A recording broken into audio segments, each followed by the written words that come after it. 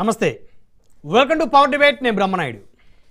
AP శాసన మండలి deputy chairman పదవికి బీజేపీ మాధవ్ నామినేషన్ దాఖలు చేశారు. రానున్న స్థానిక ఎన్నికల్లో బీజేపీ సత్తా చాటాలన్నారు మాధవ్. మేయర్లు మున్సిపల్ చైర్మన్ల లక్ష్యంగా పనిచేయాలన్నారు బీజేపీ ప్రెసిడెంట్. స్థానిక ఎన్నికల్లో గెలిచి బీజేపీ ప్రజాప్రతినిధులతో సభ ఏర్పాటు చేసుకుందామన్నారు మాధవ్. ఇక బీసీ రిజర్వేషన్లపై ఏపీ ప్రభుత్వం కీలక నిర్ణయం తీసుకుంది. రూరల్లో 34%, అర్బన్లో 33% రిజర్వేషన్లు అమలు చేయనున్నారు. మేయర్ల ఎన్నికకు ప్రత్యక్ష పద్ధతిలో వెళ్లాలని క్యాబినెట్ నిర్ణయించింది. కార్పొరేషన్ల చైర్మన్లు మేయర్లకు ప్రత్యక్ష ఎన్నిక అంటే ఇంతకు ముందులాగా కార్పొరేషన్ చైర్మన్లు మేయర్లకు సంబంధించి వార్డు కౌన్సిలర్లని మెజారిటీ పార్టీ సభ్యులను వాళ్ళు గెలుచుకోగలిగితే ఆ పార్టీకి సంబంధించి మున్సిపల్ చైర్మన్ అవుతారు. సో మెజారిటీ కార్పొరేటర్లు గెలుచుకోగలిగితే మేయర్ అవుతారు. అంటే అప్పట్లో 1990 ఆ ప్రాంతంలో డైరెక్ట్ మున్సిపల్ చైర్మన్ ఎన్నిక ఉండేది. సో మధ్యలో ఈ మున్సిపల్ చైర్మన్ ఎన్నికని డైరెక్ట్గా తీసేసి వార్డు కౌన్సిలర్లను మెజారిటీ కౌన్సిలర్లతో ఎన్నుకునే విధంగా చేశారు. మరి ఇప్పుడైతే ఇక రేపు జరగనున్నటువంటి కార్పొరేషన్ చైర్మన్లు మేయర్లకు ప్రత్యక్ష ఎన్నిక జరిపే ఆలోచనలో ఏపీ కూటమి ప్రభుత్వం ఉన్నట్టు తెలుస్తోంది. ఇక అక్టోబర్లోపు ఎన్నికలు నిర్వహించాలని కేబినెట్ నిర్ణయం తీసుకుంది. మరొక అంశం చూస్తే డిఎస్సి స్కామ్పై సిబిఐ విచారణ జరపాలన్నారు వైసీపీ నేత ఎమ్మెల్సీ లేళ్ల అప్పిరెడ్డి. విద్యాశాఖ మంత్రి లోకేష్ రాజీనామా చేయాలని డిమాండ్ చేశారు వైసీపీ ఎమ్మెల్సీ. వైసీపీ ఆధారాలతోనే మాట్లాడుతుందన్నారు. మండలిలో చర్చ జరిగే వరకు పోరాడతామన్నారు ఎమ్మెల్సీ అప్పిరెడ్డి. అంశాలను చర్చిద్దాం. ఇదే వాళ్ళ పవర్ డిబేట్ సంచలన నిర్ణయాలు. ఇక డిబేట్లో మనతో పాల్గొంటా ఉన్నారు పుచ్చ విజయ్ కుమార్ గారు, తెలుగుదేశం పార్టీ రాష్ట్ర అధికార ప్రతినిధి మనతో జుంకలు జాయిన్ అయ్యారు. అదేవిధంగా శేఖర్ రెడ్డి గారు, వైఎస్ఆర్ కాంగ్రెస్ పార్టీ నుంచి మనతో జుంకలు జాయిన్ అయ్యారు. అదేవిధంగా తుర్గా శ్రీరామ్ గారు, రాజకీయ విశేషకులు వారు కూడా మనతో జుంకలు జాయిన్ అయ్యారు. రైట్, ముందుగా మనం శేఖర్ రెడ్డి గారు వైఎస్ఆర్ కాంగ్రెస్ పార్టీ నుంచి వారితో మాట్లాడదాం. శేఖర్ రెడ్డి గారు, గుడ్ ఈవినింగ్ అండి. గుడ్ ఈవినింగ్ బ్రహ్మనాయుడు గారు, మీకు అలాగే ప్యానలిస్టులకి రాజ్ న్యూస్ వీక్షకులందరూ కూడా వెరీ గుడ్ ఈవినింగ్ అండి. కార్పొరేషన్ చైర్మన్లు మేయర్లకు ప్రత్యక్ష ఎన్నిక జరపాలని ప్రభుత్వం నిర్ణయం తీసుకున్నట్టు తెలుస్తూ ఉంది. అదేవిధంగా రిజర్వేషన్లు రూరల్లో 34%. యా బ్రహ్మనాయుడు గారు, మాధవ్ గారు వేసింది ఆ మాధవ్ వేరు, ఈ మాధవ్ వేరు. ఓకే, యా శేఖర్ రెడ్డి గారు, చెప్పండి. రూరల్లో 34%, అర్బన్లో 33% రిజర్వేషన్లు అమలు చేసేటువంటి పరిస్థితి కనపడతా ఉంది. సో ఇది తెలుగుదేశం పార్టీ కూటమి ప్రభుత్వం ఘన విజయంగా చూడొచ్చా? తప్పలేదు సార్, చట్టం తీసుకొచ్చారు కానీ మళ్ళీ తెలుగుదేశం వాళ్ళ చేత కేసు ఎంచుకున్నా ఉంటే మంచిది సార్ చంద్రబాబు నాయుడు గారు. ఆయనకి అది వెన్నతో పెట్టిన విద్య. ఓకే, బీసీలు అంటే బ్యాక్వర్డ్ క్యాస్ట్ కాదు, బ్యాక్ బోన్ క్యాస్ట్ అని వైఎస్ఆర్ కాంగ్రెస్ పార్టీ ఉద్దేశం. సో వైఎస్ఆర్ కాంగ్రెస్ పార్టీ దీనికి ఒక ఉదాహరణ సార్. చంద్రబాబు నాయుడు గారి చరిత్ర ఎలా ఉంటుందంటే 2020 డిసెంబర్ 28వ తారీఖున పంచాయతీ ఎన్నికల్లో బీసీలకి 34% రిజర్వేషన్ తో పాటుగా ఎస్సీ ఎస్టీ బీసీలకు మొత్తం కలిపి 59.85% రిజర్వేషన్ అమలు చేస్తూ ఎలక్షన్స్ జరపాలని చెప్పి GOMS నెంబర్ 176 జారీ చేసింది వైఎస్ఆర్ కాంగ్రెస్ పార్టీ. ఎప్పుడు అంటే 2020 డిసెంబర్ 28వ తారీఖున. సో జనవరి 8వ తారీఖున ప్రభుత్వం ఇచ్చినటువంటి జీవో ఏదైతే ఉందో ఆ జీవో ప్రకారం 59.85% ఆమోదిస్తూ హైకోర్టు కూడా ఓకే చెప్పింది. ఓకే చెప్పిన తర్వాత దానికి అగైనెస్ట్ గా బిర్రు ప్రతాప్ రెడ్డి అని చెప్పి తెలుగుదేశం పార్టీకి చెందినటువంటి కర్నూలు నేత, 2 సార్లు డైరెక్టర్ పదవులు అనుభవించిన ఆయన చేత సుప్రీంకోర్టులో కేసు వేయించారు. జనవరి 10వ తారీఖున సుప్రీంకోర్టులో కేసు వేస్తే జనవరి 15వ తారీఖున 59.85%తో అవ్వదని చెప్పి స్టే ఇచ్చి తర్వాత 50%తోనే చేసుకోవాలని చెప్పి హైకోర్టు డైరెక్షన్ లో తీర్పిప్పించారు. సో బీసీల మీద అంత ప్రేమ ఉంటే రిజర్వేషన్లకు వ్యతిరేకంగా సుప్రీంకోర్టులో నాడు బిర్రు ప్రతాప్ రెడ్డి అని తెలుగుదేశం పార్టీ నాయకుడి చేత కేసు వేయించి ఆపింది ఎవరు? చంద్రబాబు నాయుడు గారు కాదా? సో ఆపినా సరే బీసీల మీద మా కమిట్మెంట్ ఎలా ఉంటుంది అనే దానికి ఒక చిన్న ఉదాహరణ సార్. బ్యాక్ బోన్ క్యాస్ట్ కాదు, ఇది బ్యాక్వర్డ్ క్యాస్ట్ కాదు, బ్యాక్ బోన్ క్యాస్ట్ అన్నానికి. సో మొత్తంగా డీబీటీ నాన్ డీబీటీలో 4,38,000 కోట్ల రూపాయల సంక్షేమం చేస్తే ఒక్క బీసీలకే 1,73,000 కోట్ల రూపాయల సంక్షేమం చేశాం. అన్ని పథకాలు డీబీటీ నాన్ డీబీటీ తెలిపి ఓన్లీ బీసీలకే. ఇక బీసీ మంత్రులు సార్, జగన్ గారి ప్రభుత్వ హయాంలో 11 మంది సార్ బీసీ మంత్రులు. అంటే ఎంతమంది సార్? 25 మంది మంత్రుల్లో. ఇక బాబు గారి కేబినెట్ లో సార్ ఇంతకు ముందు 8 మందే సార్, కానీ 11 మందికి పెంచాం బీసీలకు మేము. ఇక బీసీలకు రాజ్యసభ చంద్రబాబు నాయుడు గారు గుండు సున్నా. ఎప్పుడు 2014 నుంచి 19 మధ్యలో బీసీలకు రాజ్యసభ సాంప్రదాయం తీసుకొచ్చి 4కి ఇచ్చాం 5 ఏళ్లలో. 4కి అది జగన్మోహన్ రెడ్డి గారికి మా ప్రభుత్వానికి బీసీల మీద ఉన్న కమిట్మెంట్. ఇక బీసీలు అయినటువంటి బూడి ముత్యాల నాయుడు గారిని మేము ఏదైతే డిప్యూటీ సీఎం గా చేశాం. ఇక తమ్మినేని సీతారాం గారిని స్పీకర్ చేశాం. ఇక శాసన మండలిలో సార్ బీసీ ఎస్సీ ఎస్టీ మైనార్టీలకి 19 ఏదైతే బీసీ ఎస్టీ మైనార్టీలకి దాదాపుగా ఎమ్మెల్సీ పదవులు 29 ఇచ్చాం సార్. 29 ఎమ్మెల్సీ పదవులు ఇచ్చాం సార్ మేము. అంటే దాదాపుగా 69% సార్ అది. ఇక చంద్రబాబు నాయుడు గారి పాలనలో 18 మందే 37%. కానీ బీసీలు అంటే ప్రేమ అంటాడు. 18% ఇచ్చిన ఆయనకి ప్రేమ ఉన్నట్ట, సారీ 37% ఇచ్చిన ఆయనకి ప్రేమ ఉన్నట్ట, 69% ఇచ్చిన మాకు ప్రేమ ఉన్నట్ట. ఇక జిల్లా పరిషత్ చైర్మన్ లో సార్ తీర్పు వచ్చినా సరే, సో 30% మించకూడదని చెప్పి తీర్పు వచ్చినా సరే, 10% ఏదైతే బీసీలు కోల్పోయినా సరే, 15,000 పదవులు కోల్పోవాల్సిన పరిస్థితి వచ్చినా సరే, వైఎస్ఆర్ కాంగ్రెస్ పార్టీ ఏం చేసిందంటే జిల్లా పరిషత్ చైర్మన్ లో మేము 13 గెలిస్తే సార్ వైసీపీ 13లో 6 అంటే దాదాపుగా 46% బీసీలకి ఇచ్చాం. మేము ఏ చట్టం చేశామని ఇచ్చాం 46% బీసీలకి. ఇక 87 మున్సిపాలిటీల్లో 84 గెలిచాం సార్ మేము. 84 గెలిస్తే 44 చైర్పర్సన్స్ బీసీలకే ఇచ్చాం సార్. 53%. ఏం చేసింది 34%. మేము ఇచ్చింది 53%. బీసీల మీద ఎవరికి ప్రేమ ఉందో చూడాలా. ఇక 14 కార్పొరేషన్స్ లో మేము 9 చోట్ల గెలిస్తే 64% వాళ్ళకి ఇచ్చాం సార్. ఇక ఏదైతే 14 కార్పొరేషన్ లో సార్ మేము ఇచ్చిన 9 చోట్ల మేయర్ పదవులు వాళ్ళకే ఇచ్చాం సార్. 14 మేము గెలిస్తే 9 వాళ్ళకి ఇచ్చాం. అంటే 64% సార్ అది.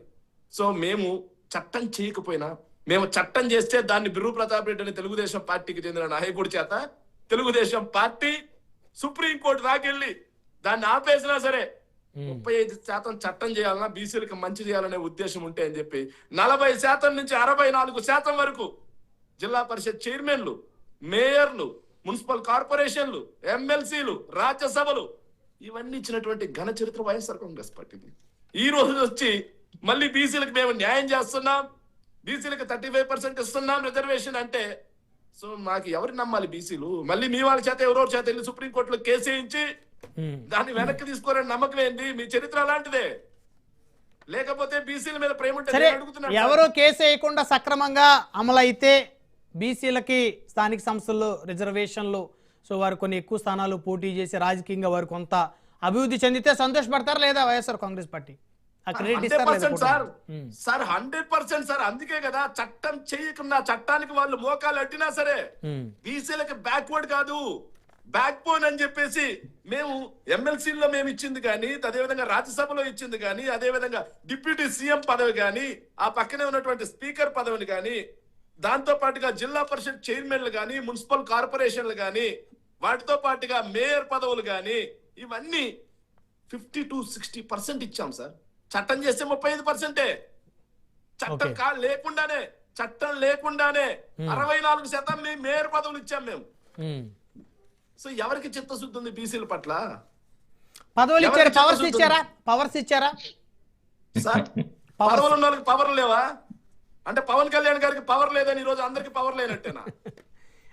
ఓకే, మీరు అదే ప్రతి అంశం వారి గురించి మాట్లాడడం కన్నా కూడా మీరు గత హయాంలో ఇప్పుడు 5 డిప్యూటీ సీఎంలను చేశారు కదా, వాళ్ళల్లో ఎవరికన్నా ఒక గౌరవము, ఒక హోదా ఇప్పుడు ఈ రోజున డిప్యూటీ సీఎం ఉన్నటువంటి పరిస్థితి ఆ రోజు ఉందా?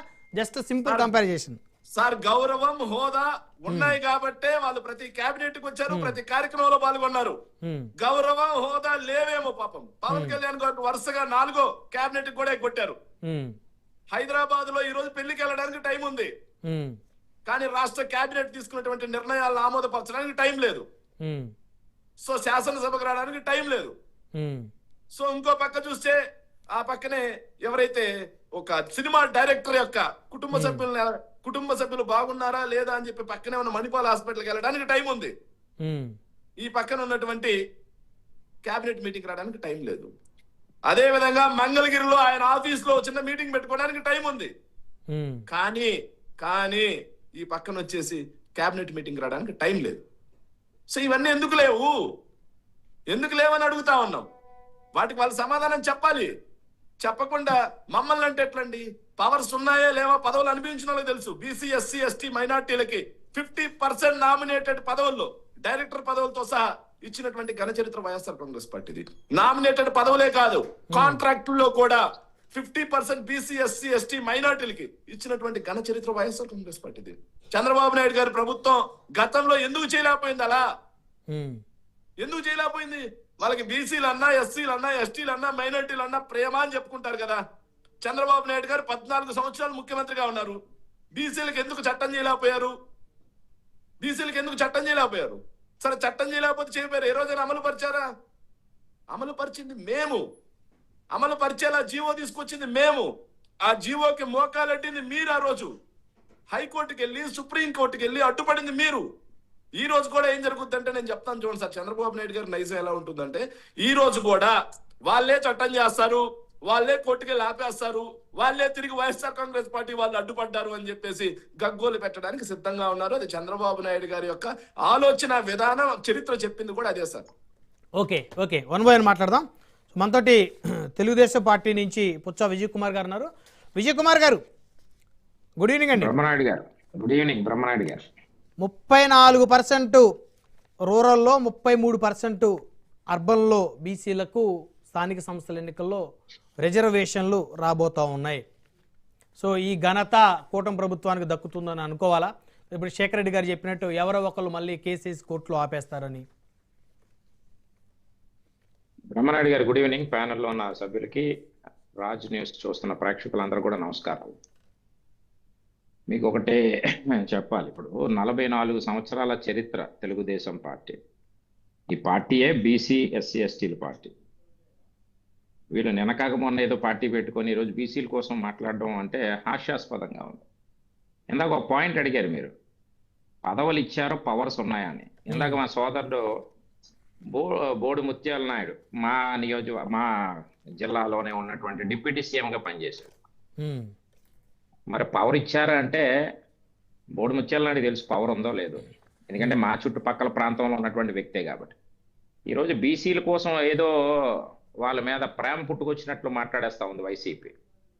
బీసీల కోసం మీకు ఏం తెలుసు? ఈరోజు మీరు ఎంతో మందికి ఇప్పుడు లెక్కలు చెప్తా ఉన్నాడు ఆయన సోదరుడు. లెక్కలో చెప్పడం కాదు ఇక్కడ, బీసీలకి చేసినటువంటి న్యాయం ఏం చేశారు. ఈరోజు మాకున్నటువంటి చరిత్ర బీసీలకి చేసినటువంటి న్యాయం. ఇది బీసీల పార్టీ. ఆ రోజు స్వర్గీయ నందమూరి తారక రామారావు గారు కూడా మొట్టమొదటి బీసీలకి ప్రాధాన్యత ఇచ్చినటువంటి ఏకైక పార్టీ తెలుగుదేశం పార్టీ. ఈరోజు ఎన్డీఏ కూటమిలో కూడా ఈరోజు 33.1% ఈరోజు మేము రూరల్ అదే విధంగా అర్బన్ లో ఇస్తా ఉన్నాం అంటే అది కూటమి యొక్క ఘనత. ఎందుకంటే ఈరోజు గతంలో మనం చూసుకున్నట్లయితే ఎర్రనాయుడు గారు కానీ, సీనియర్ మోస్ట్ కేఈ కృష్ణమూర్తి గారు కానీ, బొజ్జల ఈయన రామకృష్ణ గారు కానీ, అదేవిధంగా యనమల రామకృష్ణుడు గారు కానీ, ఇలాగ అనేక మంది బీసీ నాయకులు ఎక్కడ ఉన్నారండి? We given powers to them. వాళ్ళు ఇండిపెండెంట్ గా, వాళ్ళు స్వేచ్ఛగా ఒక మంత్రి పదవిలో. ఎర్రనాయుడు గారి కుటుంబం కానీ, ఎస్ అదే అంటున్నాను. ఇప్పుడు ఎర్రనాయుడు గారి కుటుంబం కానీ ఈరోజు అంతా ఇది ఎవరండి? మరి బీసీలు కాదా? మరి వీళ్ళందరూ ఉన్నటువంటి ఆ పవర్స్ ఏదైతే ఉన్నా వాళ్ళకి ఒక స్వేచ్ఛనిచ్చి ఈరోజు రాజ్యాంగబద్ధంగా ఈరోజు వాళ్ళ శాఖల్ని వాళ్ళు నడిపిస్తున్నటువంటి పరిస్థితి. అయితే ఇక్కడ ఇంకొక అంశం అంటే వైఎస్ఆర్సీపీని కూడా ఈ విషయంలో తక్కువ చేయాల్సిన అవసరం లేదనేది నా అభిప్రాయం. రాజ్యసభ సంబంధించి కూడా వారు బీసీలకి అద్భుతమైన అవకాశం ఇచ్చిందనేది నా అభిప్రాయం. 4 ఇచ్చాం సార్. అదే నేను చెప్తున్నా అండి, శేఖర్ రెడ్డి రాగండి, కంటిన్యూ చేయండి సార్ విజయ్ కుమార్ గారు. ఇప్పుడు ఇవ్వడం గొప్పతనం కాదండి, నడిపించింది ఎవరు? అసలు వైసీపీ అన్నటువంటి పార్టీ. విశాఖపట్నం ఇటు సైడ్ ఉత్తరాంధ్ర సైడ్ చూసుకుంటే విజయసాయి రెడ్డి, రాయలసీమ అదేవిధంగా ప్రకాశం అంటే మొత్తం ఆ ఏరియా చిత్తూరు అన్ని చూసుకుంటే మరి పెద్దిరెడ్డి రామచంద్రారెడ్డి, ఒక పక్క అన్ని సకల శాఖ మంత్రి సజ్జల రామకృష్ణారెడ్డి, వైవి సుబ్బారెడ్డి, జగన్మోహన్ రెడ్డి, 5 కదా వీళ్ళంతా. ఈ శాఖలన్నిటికీ చూసింది ఎవరు? వీళ్ళే. వాళ్ళకి స్వేచ్ఛ ఉందా ఈరోజు? బీసీలని చెప్పుకుంటాం అంతవరకు ఎందుకు? నందిగామ సురేష్ మా సామాజిక వర్గం అన్నటువంటి వ్యక్తే. ఏమండి, జగన్మోహన్ రెడ్డి ఇంటికి వెళ్తే చెప్పులు బయటెట్టి నుంచోని అక్కడ ఎలా చేతులు కట్టుకొని నుంచుంటారా? మీరాగా ఎస్సీలకి మీరు మర్యాద ఇచ్చి ఎస్సీలు ఉద్ధరించేసారు, ఈరోజు మీరు మాట్లాడతారా? జగన్ గారు ఆయన బాగానే ఆయన్ని స్టేజ్ మీద గౌరవంగా తీసుకువెళ్ళిన సందర్భాలు కూడా చూసాం కదా. మరి ఏమంటే టీవీల ముందు మీడియాల ముందు ఫోకస్ చేయడం, జగన్మోహన్ రెడ్డి ఆడినటువంటి డ్రామాలు ఇవన్నీ తెలియదు ఏముంది, ఇది కొత్తగా చెప్పాల్సిన పని లేదు. జగన్మోహన్ రెడ్డికి ఏ విధంగా స్క్రిప్ట్, ఏ విధంగా డ్రామాలు ప్లే చేయాలో వెనతో పెట్టినటువంటి విద్య, అందులో చెప్పాల్సినటువంటి అవసరం లేదు. ఈ రోజు నందిగామ సురేష్ పరిస్థితి ఏంటి చెప్పండి? ఈ రోజు క్లియర్ గా అడగండి, ఆయన్నే వైసీపీలో ఉన్నటువంటి నాయకులను అడగండి, చెప్తారు. ఈ రోజు సో ఎంపీని చేశారు కదా వైఎస్ఆర్ కాంగ్రెస్ పార్టీ వారిని. ఎంపీని చేశారు, చేయలేదని ఏం కాదు కదా. ఎంపీ చేసినా గానీ ఆ స్వేచ్ఛ ఎక్కడ ఉంది? అక్కడ ఎంపీ చేసినంత మాత్రాన స్వేచ్ఛ ఎక్కడ ఉంది?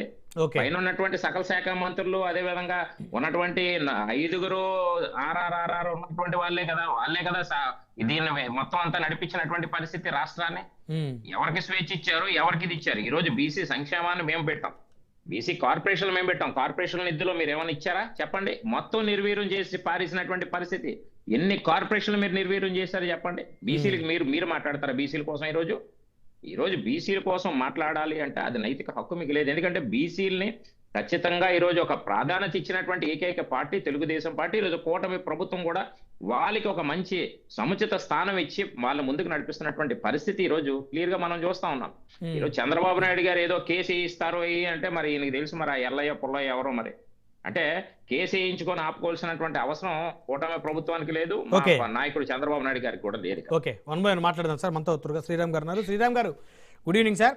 శాసన మండలి డిప్యూటీ చైర్మన్ పదవి తూమాటి మాధవ్, అంటే తూమాటి మాధవ్, పివిఎన్ మాధవ్, ఈయన బీజేపీ ఏపీ అధ్యక్షుడు, ఆయన తూమాటి మాధవ్ ఈయన ఈరోజు నామినేషన్ వేసిన పరిస్థితి. అంటే ఈయన కూడా బీజేపీని ఇప్పుడు బలోపేతం చేసుకుందాం, రానున్నటువంటి స్థానిక సంస్థలు బీజేపీ బలంగా మనం కార్పొరేషన్లో మేయర్లో మనం ఫామ్ అవ్వాలి, ఆ తర్వాత ఒక సభ కూడా పెట్టుకుందాం అన్నారు. సో 2 సబ్జెక్టులు వచ్చేసరికి 2 మాధవులు కన్ఫ్యూజన్ ఉంటుంది. ఇప్పుడు బీసీలకి సబ్జెక్టుకి వస్తే రాజకీయ పార్టీలు అన్ని కూడా బీసీలకి న్యాయం చేయడానికి ప్రయత్నం చేస్తాయి, రాజకీయం కోసం న్యాయం చేయడానికి ప్రయత్నం చేస్తాయి. ఇందులో ఏం డౌట్ అక్కడ. కాకపోతే ఏంటంటే తెలుగుదేశం పార్టీ అంటే బీసీల పార్టీ అని పేరు వచ్చింది. వైసీపీ కూడా ఇందాక మన మిత్రులు చెప్పినట్టు అనేకమైన అవకాశాలు ఇచ్చారు. ఆ బీసీ కార్పొరేషన్ ని అనేక కార్పొరేషన్లుగా విడగొట్టి ఎవరికి వాళ్ళకే, ఎవరి కుర్చీ వాళ్ళకి, ఎవరి టేబుల్ వాళ్ళకి అలా ఇచ్చారు. సో అదొక రకంగా న్యాయం చేశారు వాళ్ళు. అంతకుముందు బీసీ కార్పొరేషన్ అంటే ఒకళ్ళే చైర్మన్ ఉండేవాళ్ళు, ఒకటే ఆఫీస్ ఉండేది, దానికి మొత్తం డబ్బులు అలొకేషన్ ఉండేది. గతంలో బీసీ కార్పొరేషన్ ద్వారా అనేకమైన వ్యవసాయ రుణాలు కానీ రకరకాల రుణాలు ఇస్తూ ఉండేవాళ్ళు. సరే, వైసీపీ వచ్చిన తర్వాత అనేక కార్పొరేషన్ రకరకాల కార్పొరేషన్లుగా విడగొట్టి అందరికీ ఎక్కువ మందికి అవకాశం ఇవ్వడానికి ప్రయత్నం చేసింది. కాకపోతే మీరు అన్నట్టు ఏంటంటే వాళ్ళకి డబ్బులు లేవు, హోదా లేదు, అలాంటి పరిస్థితుల్లో నడిచిపోయింది. సరే, ఎనీవే రాజకీయంగా అయితే అవకాశం అయితే ఇచ్చారు కదా, డబ్బులు లేకపోయినా కూడా రాజకీయంగా అయితే అవకాశం ఇచ్చారు. కాబట్టి వాళ్ళు వీళ్ళు ఎవరినైనా కూడా మనం ఏమి విమర్శించాల్సిన పని అయితే లేదు. కానీ ఎవరు చేసినా ఏం చేసినా కూడా బీసీలకి రిజర్వేషన్లు పెంచానన్నా కూడా ఎస్సీలకి రిజర్వేషన్ తగ్గుతుంది, నది పోలకి రిజర్వేషన్ తగ్గుతుంది, నది పోలకి రిజర్వేషన్ అంటే ఎవరో ఒకళ్ళకి రిజర్వేషన్ తగ్గితేనే ఒకళ్ళకి రిజర్వేషన్ పెరుగుతుంది.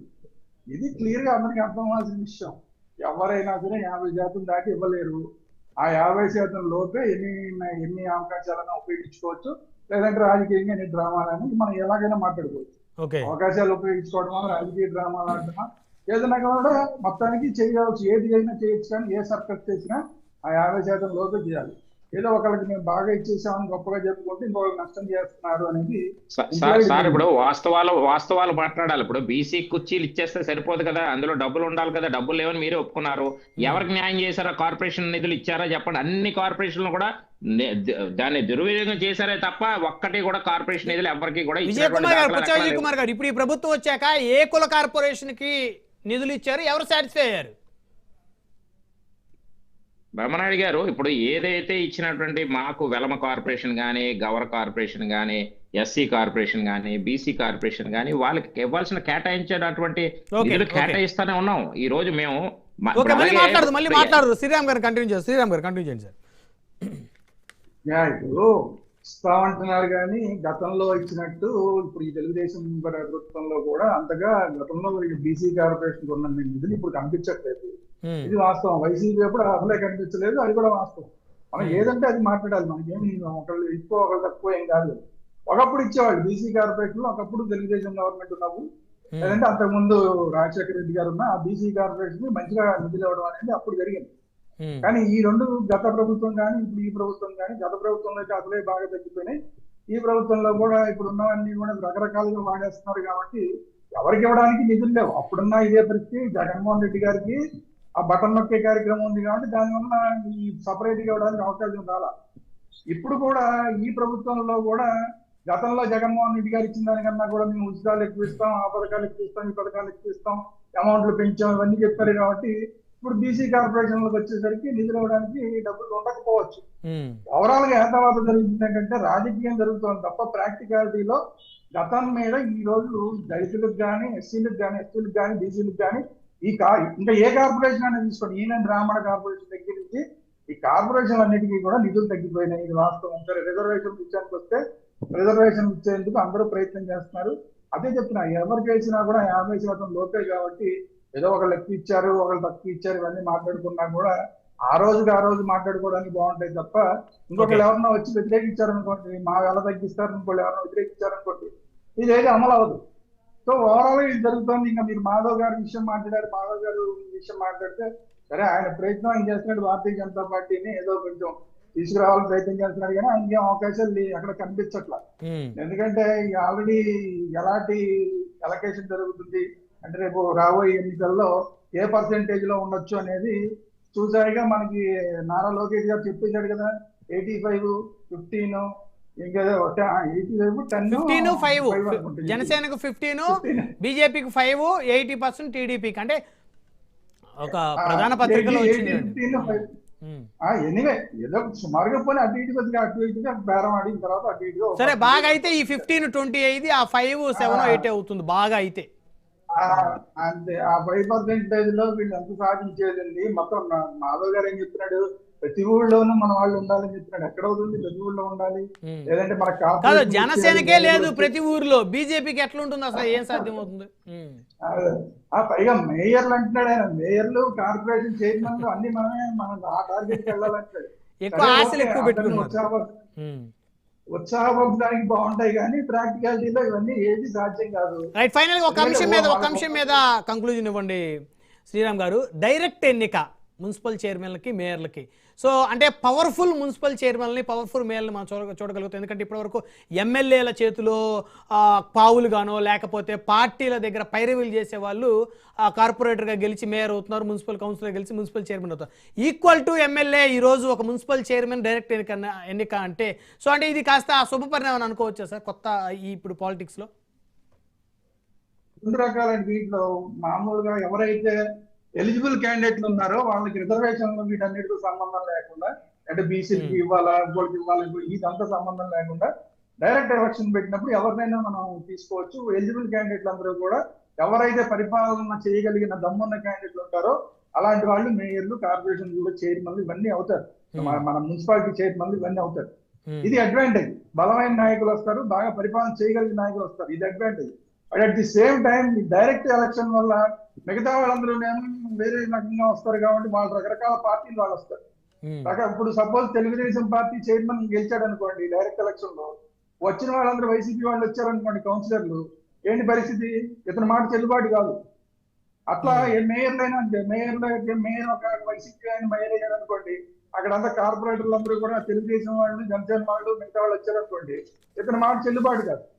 ఇలా ఒక అడ్వాంటేజ్ ఉంది, ఒక డిసడ్వాంటేజ్ ఉంది. ముందే అడ్వాంటేజ్ ఏంటంటే సరైన నాయకులు, నిజమైన నాయకులు ఎవరైతే ఉన్నారో వాళ్ళు రాజకీయాల కన్నా కూడా వాళ్ళ క్వాలిఫికేషన్ మీద మంచి నాయకులు వస్తారు. కానీ వాళ్ళు పరిపాలన చేయగలుగుతారా లేదా అనేది డిపెండ్స్ వచ్చే కౌన్సిలర్లు కానీ కార్పొరేటర్లు కానీ వాళ్ళ సంఖ్య వాటి మీద డిపెండ్ అయ్యింది. రైట్, శేఖర్ రెడ్డి గారికి కంక్లూజన్. శేఖర్ రెడ్డి గారు. సార్ నాకు నిజంగా పొచ్చా విజయ్ కుమార్ గారు మాట్లాడితే నాకు హాస్యాస్పదం అనిపించింది. ఎందుకు అనిపించింది అంటే, మేము వైఎస్ఆర్ కాంగ్రెస్ పార్టీ అధికారంలో ఉన్నప్పుడు మేము చట్టం చేయకుండానే మేము ఏ దాంట్లో ఎన్ని పదవులు బీసీలకు ఇచ్చాము మేము లెక్క చెప్పాను సార్. దాంతో పాటుగా నేను ఇంకో మాట చెప్పాను సార్. సో నామినేటెడ్ పదవుల విషయానికి వస్తే 137 మొత్తం కార్పొరేషన్లు రాష్ట్రంలో ఉంటే 484 నామినేటెడ్ పదవులు ఉంటే వాటిల్లో 42% 201 పదవులు బీసీలకే ఇచ్చాం సార్. ఓకే, సో ఇవన్నీ మేము లెక్క చెప్తున్నాం. తెలుగుదేశం పార్టీ 2014 నుంచి 19 మధ్యలో బీసీలకి సంక్షేమానికి ఎంత చేశారో చెప్పానండి.